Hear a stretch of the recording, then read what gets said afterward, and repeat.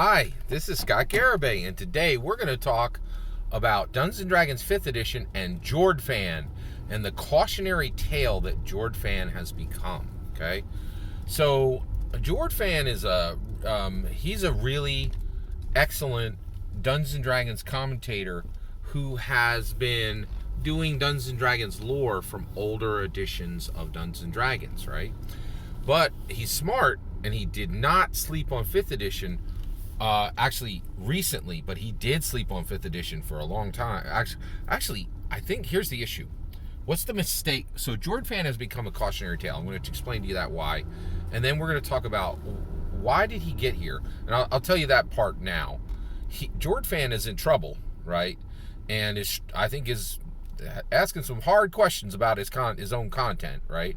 And the reason why was he dedicated himself to Dungeons & Dragons past rather than to Dungeons & Dragons present and Dungeons & Dragons future, right? And I think this, people just don't understand, like, nostalgia is not healthy, right? You need to be on the now, not on the then. And people who dedicate themselves to the then, there is a figurative roundhouse that comes back and just, you're like, oh man, I've not been engaged with the present and I'm paying the toll for it right now. So let's talk about the cautionary tale that it is now Jorphdan. So Jorphdan just read Fizban's Treasury of Dragons, okay? And guess what? Fizban Treasury of Dragons really, really changes Dungeons & Dragons canon. It says, it puts brand new stuff in, right? So, and if you're not playing Dungeons, if you're like, I don't play Dungeons & Dragons 5th edition, you don't know what Dungeons & Dragons is. You don't. Like, you know what it used to be, but you don't know what it is now, right?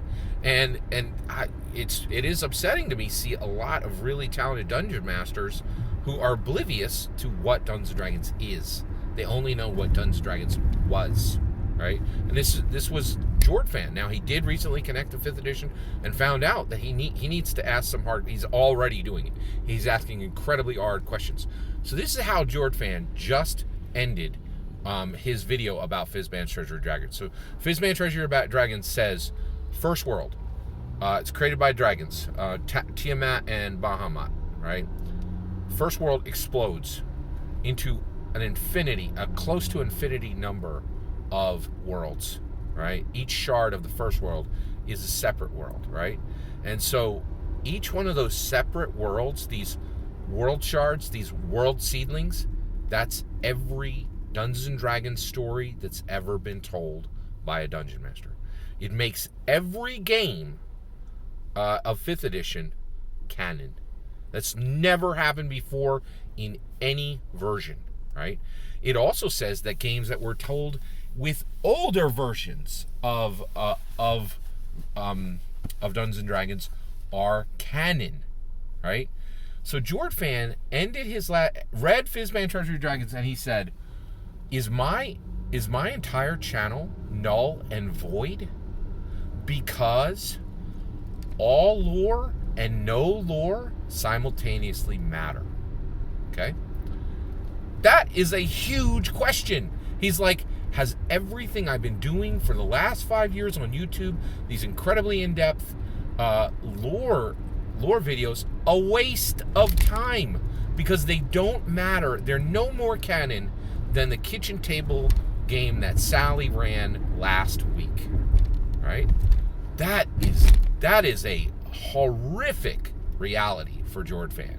Like, he has to say, is every word that I've done, is every edit that I've done, is every video meaningless because I dedicated myself to older versions of Dungeons & Dragons, right?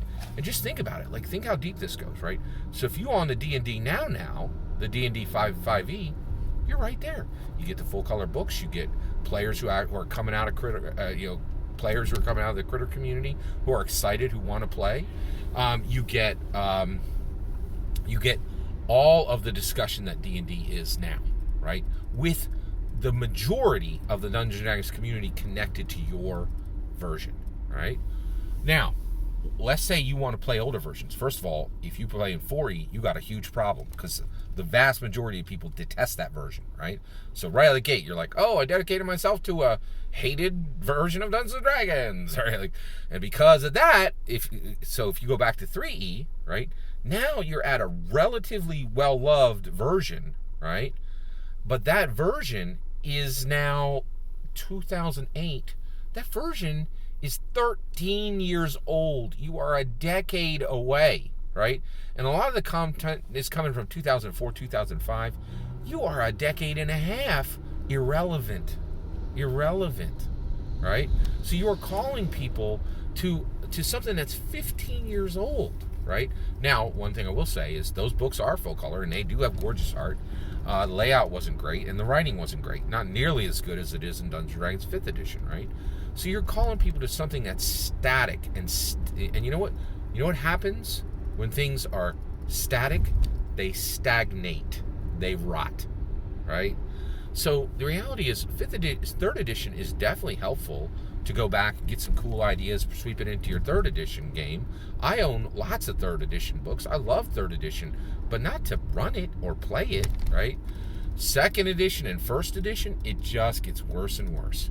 You are dragging people. Now you're in the territory where you got black and white, art. You're like, oh, hey, I know you go to the FLGS and there's this gorgeous book. Probably $100,000 is going into the art for each one of these books, right? And just, gorgeous colors, beautiful layout, all the best technology as far as layout, storytelling. It's all right there. But let me get you linked into this thing that's 30 years old, 40 years old. No, the art is just all black and white. It's just big, chunky, blocky text, right? You're gonna have to learn to add negatives to negatives, right? None of the math is intuitive, right? But please just stay here, right? Why, right? Don't be Jorphdan. Don't get a year and a half into your game, and then your players are looking to the right and going, none of the books, none of the new stuff is for us. Why are we stuck in this 30, 40-year-old rule set? Why are we dealing with, identity issues in this that have been fixed in new versions of the game? And each time we have to be like, are we going to decide if females get, a good strength score? Like, it's just so bad. Don't be Jorphdan. Don't have your moment where you're like, is everything I did a waste of time, right? Look at Jorphdan, see his pain, right? And say, stay on the D&D now, right? Don't be on the D&D then, right? Because then you will have whoa. It is it's tears and flames back there, right? And I really have a lot of respect for Jorphdan, and I think he's done a lot to put forward good content. But when you dedicate yourself to the past and you are not paying attention to the now and the future, the present and the future, you will pay a price for this, right? And I've been saying this for a long time, and I owe you proof, right? I owe you proof that I keep saying D&D 5e should be your primary game. Stay on it, right?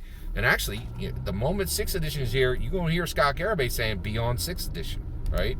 You got to be with the now. Don't let yourself get that figurative roundhouse, right, to your intellectual dome. Like, you don't want to be there. You don't ever want to be saying, was everything I did a waste of time, right? Like, Jorphdan's literal words were, was my entire channel null and void because all lore and no lore matters at the same time. Those are his literal words, right? On his own channel, asking if everything he's done for the past few years was a gigantic waste of time. That didn't happen because he was stupid. That didn't happen because he didn't work hard on his content. That didn't happen because he's not a great guy. That happened because he dedicated himself to the past rather than remaining grounded in the present and the future of Dungeons & Dragons, right? Don't be Jorphdan. That's my take. Love to hear your thoughts. What do you think? I'm always willing to hear you. Let me know in the comments below. Please consider liking and subscribing, and have a wonderful millennium.